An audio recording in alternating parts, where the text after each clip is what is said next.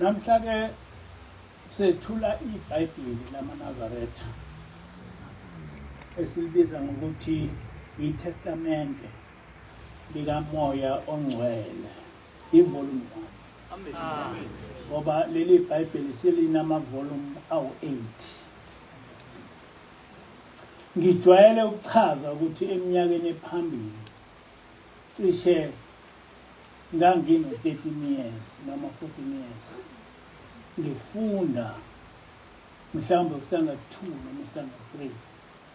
Ngathi ngilele ngaboniswa iBhayibheli elikhulu libhalwe ukuthi iBhayibheli lamaNazaretha. Ngajabula ngaze ngaphimisela ngathi hawu, kanti lamaNazaretha aseneBhayibheli. Khona lapho kwavela izwi engingazi ukuthi liqhamukaphi, lathi ungajabuli ngoba leli Bhayibheli lobhalwa nguwe. Ngajabha ngaphaphama ngaso leso sikhathi ngijabulile ngizibuza ukuthi iBhayibheli ngalibhala kanjani.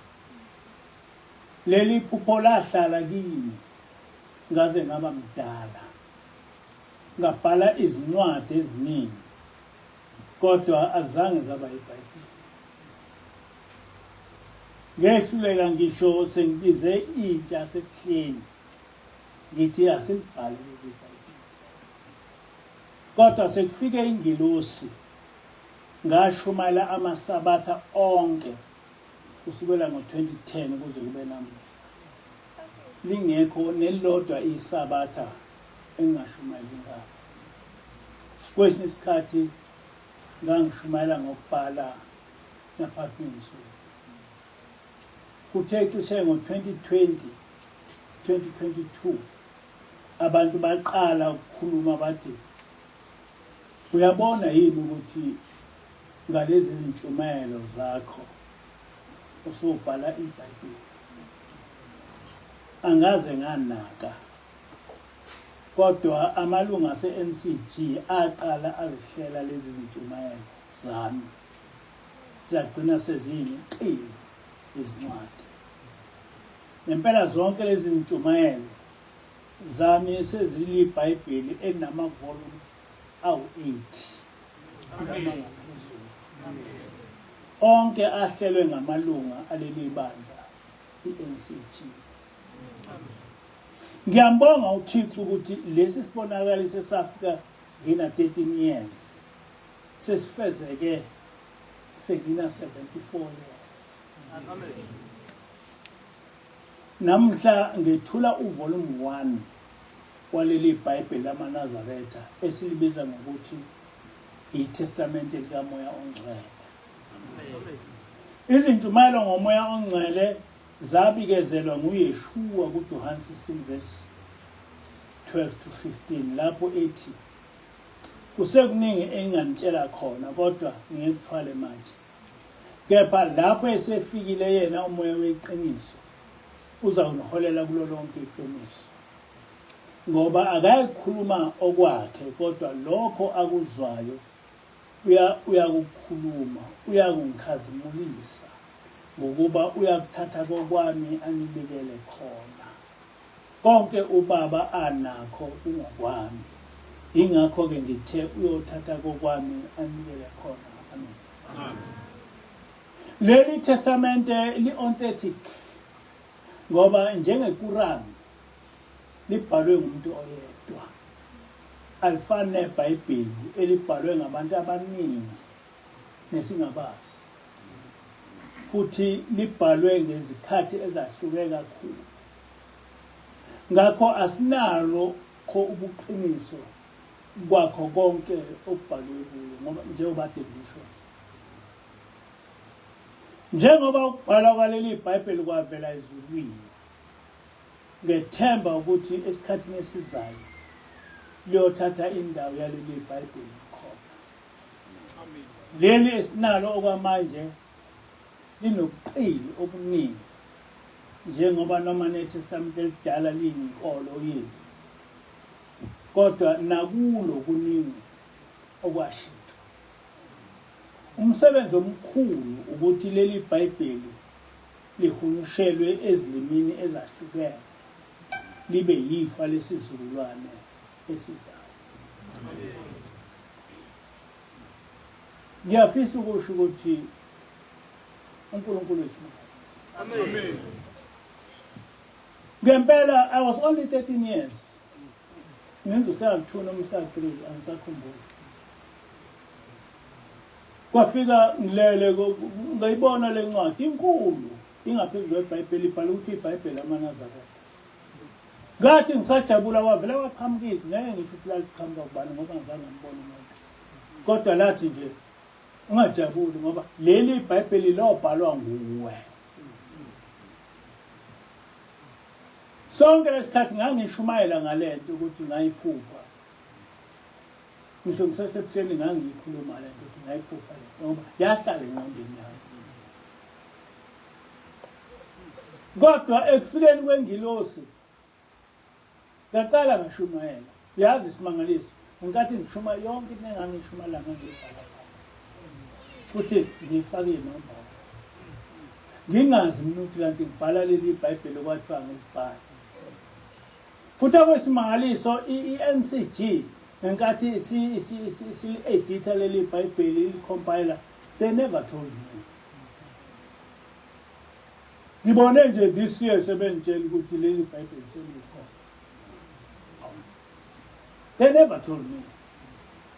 Bangitshela nje abantu ukuthi yabona ukuthi iBhayibheli baningi abantu ababengishayela incingo bethi bacela ukuthi lezi intshumayelo bezenze zibe iBhayibheli. Thola ukuthi ingqondo yami ayikho lapha mina sekushumayeleni. Kanti angazi ukuthi ngalokhu kushumayela sengibhala Amen.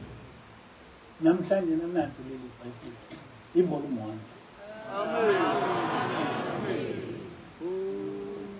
Leli iBhayibheli leli volume 1 una 394 pages.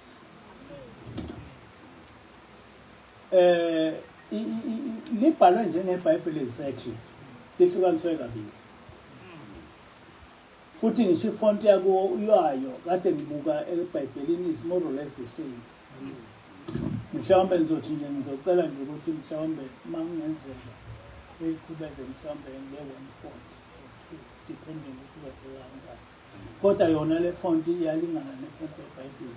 Nokwehlukaniswa lehlukaniswe kabili.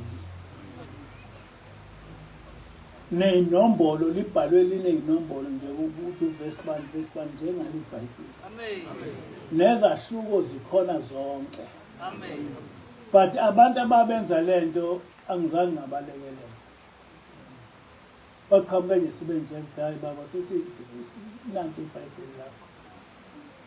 Angizange ngangazi nakwazi ukubona into.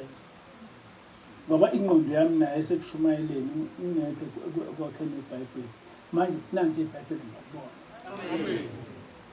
Enalethi iBhayibheli emhlabeni elifana leli mhlawumbe ngaphandle kokuRani. Because it's authentic. Ibhalwe umuntu oyedwa. iBhayibheli elisinalo libhalwe abantu abaningi awungazi nokuthi abanye bahlukena almost nge-1000 years. Leli iBhayibheli leli alikho iBhayibheli ezobaphi. Lento lena ingitshengisa into eyodwa ukuthi uNkulunkulu sibonisile ukuthi uhamba la. Amen. Ngoba kokuqala leli iBhayibheli ngazama ukubhala ngehluleko kodwa kuke kwafika ingilosi ngavele ngashumayela. Uyazi ukuthi can you believe ukuthi from 2010 namhlanje no 2026 there's not even one Sabbath lapho engakaze ngime ngishumayela. Not even one. Ngisho ngayezulwini noma aphi ufica kunjalo nje 100%. Ukushumayela kwami is 100%. Not even 99%, 100%. Akaze nje kushaya isabatha ngingashumayeli. Kanti ngishumayela nje uNkulunkulu sengene ebandleni lamaNazaretha. Ngithena umfundisi ake sukume sisibone laba abakwi-desk ngoba uthena umfundisi lonke ibandla laseGoli belicontributor to compile this book. Kodwa bekukhona abakwi-desk obani lapho ke besuke ukhona uDumisani suke uDumisani bonke abakwi-desk bebekele lapho hayi Sukumani laba bakhona basuke mina ngazi uDumisani ngoba uyena ebejwayele ukungithinta. Awunisho ukuthi uDumisani yedwa uthi uDumisani yedwa wenze le nto bahamba lapha umfundisi bekubona la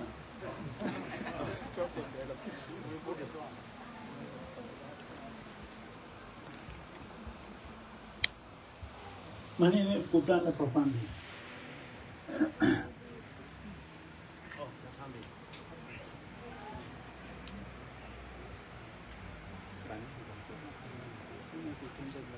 abakho abesifazane bakhona baningi kakhulu almost ithembe lonke laba abayi-desk nje yeah namakhosazana ithempeli lodwa lonke belilekelela kodwa laba bebekwi-desk. Lo msebenzi eniwenzile ngikhulu ngendlela esimangalisi inkosi inibusise. I never thought ukuthi lento ingenzeka, ngizange ngayidream ukuthi ingenzeka. Kwakushiwo nje ukuthi ngoyenza kodwa I never thought. Ngoba nenkathi niyenza ngizange nangitshela nakungitshela. But I've just been looking at it. It's perfect. Amen. It's perfect. There's very little ngaphandle nje kwefont ukuthi mayingenzeka ibe kuba nkulwana. Kodwa njengoba ngibheka le ngathola ukuthi nefont yeBhayibheli is more or less the same. Ngisho ukubhalwa kayo ihlukaniswe kabili. Uma le ncwadi lena kusevolume 1 ena 394 page ngicabanga ukuthi makube kwamela ukuthi kwemeja kwe-40 kuzofika ku-400 page. Mase kwi-400 page ivolume 1 kunamavolume 8 uNkulunkulu engakangihambisi emhlabeni kusaqhubeka. This is the first of its kind. Amen. Enyenziwa abantu abafana nabo. Ngiyayithula-ke leli Bhayibheli ngiyithula emhlabeni wonke hayi kuManazareta kodwa konke ngiyathama ngazitha kafundi. Asazithuka ngoba athuka noma imisiyenza. Kodwa leli Bhayibheli ngilethula emhlabeni wonke i-content yaleli Bhayibheli isimangalisi. Amen. Ngicela ukuthi ngoba kuningi sizokwenza abasithandayo beselekelele ekucomplete leli Bhayibheli. Ngoba zohamba sihambe silifake esingisi is a lot of work and it's a lot of money. And mina bayenzele nto without even telling me. But they did a perfect job. Amen. Inkosi ngibusise. Amen. Ngiyalithula-ke leli Bhayibheli leTestament yaManazareta. Ayikho into ongeke uyithole kulamavolume awu-8. Amen. I made it a point ukuthi mina bengazi ukuthi njengoba ngishumayela nje ngakhaleli yaBhayibheli kwathangakhe. Kodwa namhlanje khona. Lokho kutshengisa ukuthi sihamba noNkulunkulu. Abantu bengasithuka nje. Kwenzeke kanjani ukuthi emhlabeni kuvele kuthunywe ingilosi ukuthi izohlala nathi. Lokho nje kodwa kwakusho into enkulu. Ukuthi of all the lokuza amabandla akhona ingilosi izohlala nathi. Namanje sekho. Ngoba leli Bhayibheli ngilenze selekelelwa ingilosi.